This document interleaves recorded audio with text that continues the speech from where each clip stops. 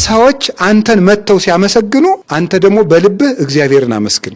ሰዎች ያንተን ትልቅ ነገር ሲያዩ አንተ ደግሞ ውስጥህ ላይ የተደበቁ ኃጢያቶችን ተመልከት። ውርደታችን አይቶ የክብር ጌታ ሳይመጥነው ሳይገባው ያለ መጠኑ ያንዲት ድሃ ልጅ ሊሆን መጣ። ከቤተ መንግስት ያሉ ወይዛዝርትን እንኳን አልመረጠም። እግዚአብሔር ይገርማቸዋል። እውነቴን ነው። ቸርነቱ በጣም ድንቅ የሆነ አባት ነው። ከዚያ የተነሳ ራሱ ይቆነጥጠናል እንጂ ለሚያዋርዱን ሰዎች ግን አሳልፎ አይሰጥም። ክፋት ሰርተን እንኳን ሰዎች እንዲያዋርዱን አይፈልግም። እግዚአብሔር ምን ጊዜም በእግዚአብሔር ፊት ልጅ ሆነን የምንታየው የሚያዝንልንም ለዚህ ያለ እውነቴንም ነግራችሁ የእኛን ኃጢአት ክፋታችንን እያበላን እጁን እንደምንነክሰው ህብስት ያበረከቱ እጆቹን እንደምንቸነክረው በቃሉ ሙት የቀሰቀሰበትን አንደበት በጥፊ እንደምንመታው ምራቁ ዓይን ያበራውን ጌታ ሐሞት እንደምንግተው እያወቀ የመጣው ለምን ይመስላችኋል? ውርደታችን ከዚህ በባሰ ስለነበር ነው። በምድር ላይ በጣም ከባድ ሸክም ማለት ትዕግስት ነው። በምድር ላይ ጣዕም የሚገኝበት ነገር ደግሞ ትዕግስት ነው። ዘፋኝ ለመምሰል ሰው መከራውን ያይለ፣ ኳስ ተጫዋች ለመምሰል ሰው መከራውን አይቶ ልብስ ያሰፋል፣ ያ የለበሰውን ለመልበስ። እግዚአብሔርን ለመምሰል ተፈቅዶለት ግን አንዲት ቅንጣት ነገር አያደርግ። በስመ አብ ወወልድ ወመንፈስ ቅዱስ አሃዱ አምላክ። ሰው ራሱን በትህትና ሲያዋርድ እግዚአብሔር ዓይኑ ወዴት ይሄዳል? ወደዚያ ሰው ያርፋል። ራስን ስለማዋረድ በደንብ እስኪ እንደው ሁላችሁም አስቡ አንድ ጊዜ። እንደው ራስን ማዋረድ ምንድን ነው? አንዳንድ ሰው አፋዊ ትህትናውን ይፈሳል በየመድረኩ። ምዕመናን ራሱ ይህን ጠይም ትህትና ተለማምደውታል። አሁን ይቆሙና እኔ የማይገባኝ ወንድማችሁ በፊታችሁ የሰበካ ጉባኤ ሪፖርት ለማቅረብ እንደዚያ የሚለው የማይገባኝ ወንድማችሁ እንደዚያ በቃ ዝም ብለህ አታቀርብም ወይ ነው? ዝም ብለህ አቅርብ። ለምን እንደዛ ትላለህ? ካልተገባ ዝም በል። እንደዚህ ሆኖ በቃ በእናንተ ጸሎት ምናምን እንደዚህ ሲል ይሄ ነውር ነው አይባልም። በአፍ ትህትና የለም። እኔ እንደዚህ ነኝ፣ እኔ እንደዚህ ነኝ፣ እኔ እንደዚህ ነኝ አይባልም። ጌታ ምን እንዳለ ሰምታችሁታል? የማቴዎስ ወንጌል ምዕራፍ 11 ላይ እኔ በልቤ ትሁት ነኝ አለ። በምን ትሁት ነኝ ያለ? በልቤ ትሁት ነኝ ነው ያለ። እኔን ምሰሉ፣ እኔ በልቤ ትሁት ነኝ። የክርስቶስ ትህትናው በልቡ ነበረ። አፋዊ ትህትና ኧረ አይገባም የሚለው እንዴት እንደሚሰለች የውሸት እኮ ነው። ጤና ይስጥልኝ፣ ጤና ይስጥልኝ፣ እዚህ ላይ ሰው ይቀመጡ፣ ኧረ ለእኔ አይገባም።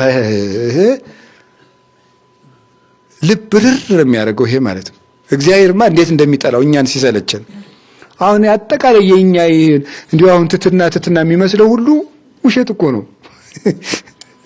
ሰው ትዕቢተኛ እንደሆነ የምታውቁት እኔ በጣም ኃጢአተኛ ነኝ፣ እኔ አይገባኝም ይላል። የሆነች ቦታ ላይ ግን ጫን አድርጉት፣ እንደ ኮምፒውተር በተን የሆነች ቦታ ላይ ነካ ስታርጉት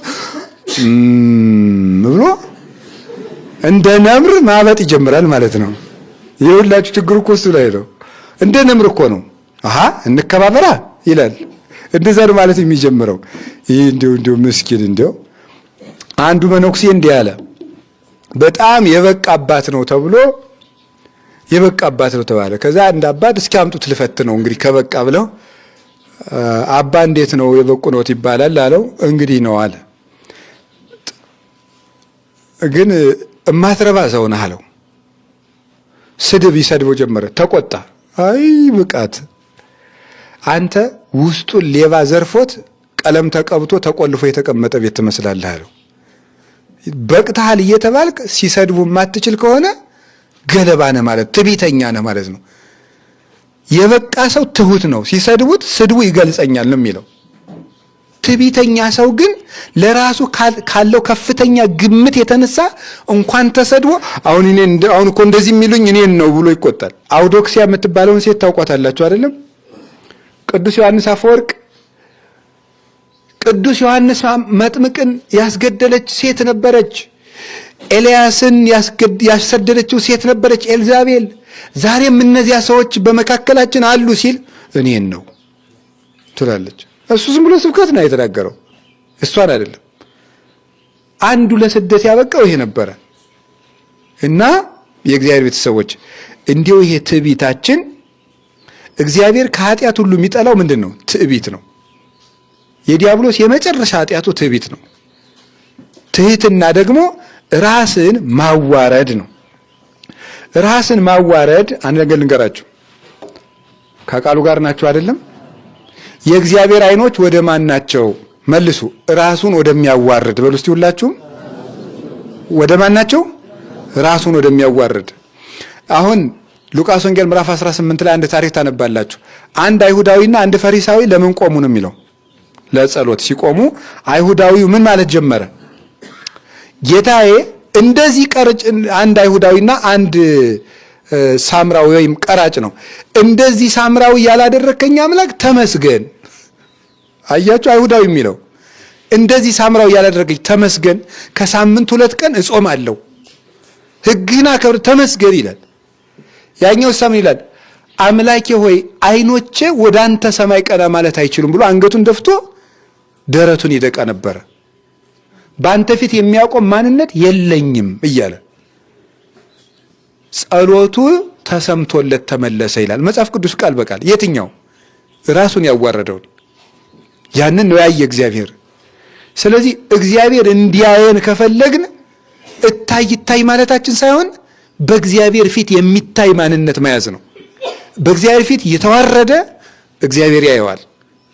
በሰዎች ፊት ራሱን ዝቅ ያደረገ እግዚአብሔር ያየዋል።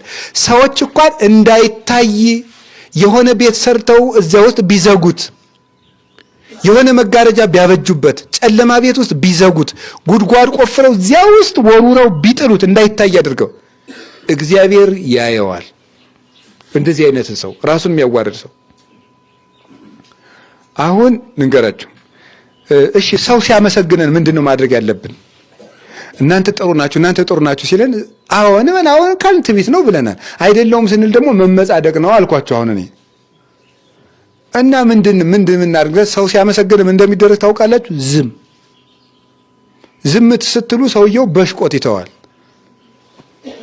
አንተ እኮ በጣም ጥሩ ሰው ነህ፣ አንተ እኮ ሊቅ ነህ፣ አንተ እኮ ንጹህ ሰው ነህ ሲል ዝም ስትሉት አበዛው አሁንስ ብሎ ወጉን ይተዋል። እውነት መሰለ እንዴ እኔ ለጨዋታ ብዬ ነው እንጂ ብሎ ነዶት ያቆመዋል ማለት ነው።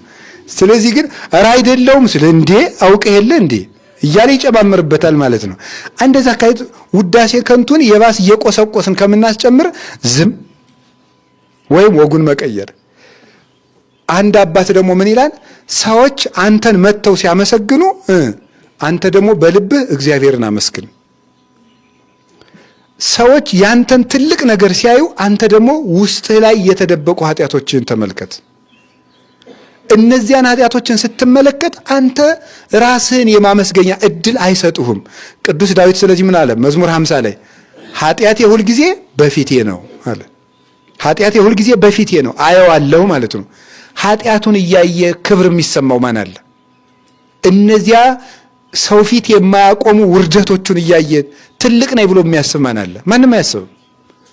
ስለዚህ በእግዚአብሔር ፊት እንድንታይ ከፈለግን ሁልጊዜ ውስጣችን እግዚአብሔር የሚያቸውን እንደተሰጣ ስጦ ተገልጠው በሰው ፊት ደግሞ በልብስ የሸፈናቸውን ማንነቶቻችንን እያየን ዝቅ ማለት ይገባል። ከቃሉ ጋር ናችሁ? ከቃሉ ጋር ናችሁ? እግዚአብሔር ከሁላችን ጋር ይሁን።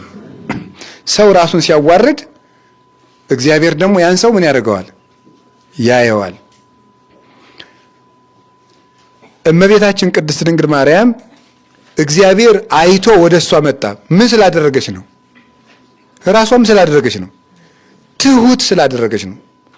ቅዱስ ያሬድ ጠባብ ወትህት ይላታል። ጥበብን ያላት እንደገና ደግሞ ትህትና ያላት ሁለቱን ሰው ጥበብ ሲኖረው ትዕቢተኛ ይሆናል። እመቤታችን ግን ጠባብ ማለት በግዕዝ ለሴት ጠቢብ ማለት፣ ለወንድ ጠቢብ ይባላል፣ ለሴት ጠባብ ነው የሚባለው በግዕዝ ልባም ማለት ነው። ስለዚህ ልባም ናት። ልባም ሰው ደግሞ ትዕቢተኛ ነበር። ድንግል ማርያም ግን ልባም ናት፣ እንደገና ደግሞ ትህትና ያላት ናት። ሰው ትህትና ከሰውነቱ ሲጠፋ የመንፈስ ቅዱስ ብርሃን ከሱ ይለያል። አዳምና ሔዋን የትህትናቸው ዘይት ስላለቀባቸው የመንፈስ ቅዱስ ብርሃን ከነሱ ተገፈፈ።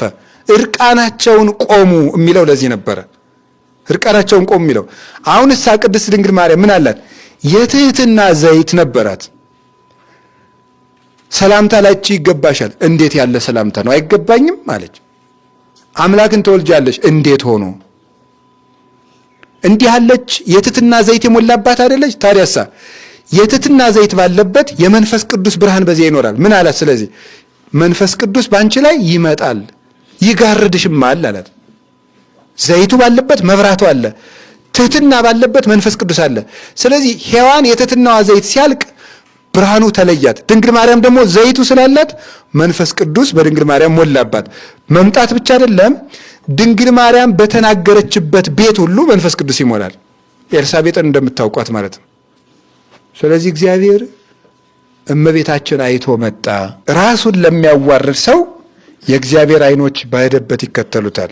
እኛ ባንናገር እኔ እኮ እንዲህ ያለው ነኝ፣ ወደ ቦታ ስጡኝ፣ ወንበር ስጡኝ፣ እንዲህ አድርጉኝ ባንል እግዚአብሔር ወደ ቦታችን ይመልሰናል። አዋን ክብሩ ይኖር እንጂ ክብር ይኖረን እንጂ እግዚአብሔር አንዲት ክብር ካለችን ተዳፍና እንድትቀር አያደርጋትም። እግዚአብሔር ድሮ አባቶቻችን ትልቁን ቦታቸውን ትተው ትንሽ ቦታ እየሄዱ እግዚአብሔር ወደ ትልቅ ቦታ ያመጣቸው ነበር። ዛሬ ደግሞ ትንሽ ቦታ ላይ ያለነው ሁሉ ያለ አቅማችን ትልቅ ቦታ ላይ እየመጣን ቤተክርስቲያንን እንዳንበጠብጣት ብቻ እግዚአብሔር ይርዳን፣ መጨረሻችንን ያሳምረው። ወስብሐት ለእግዚአብሔር። ይቆየን።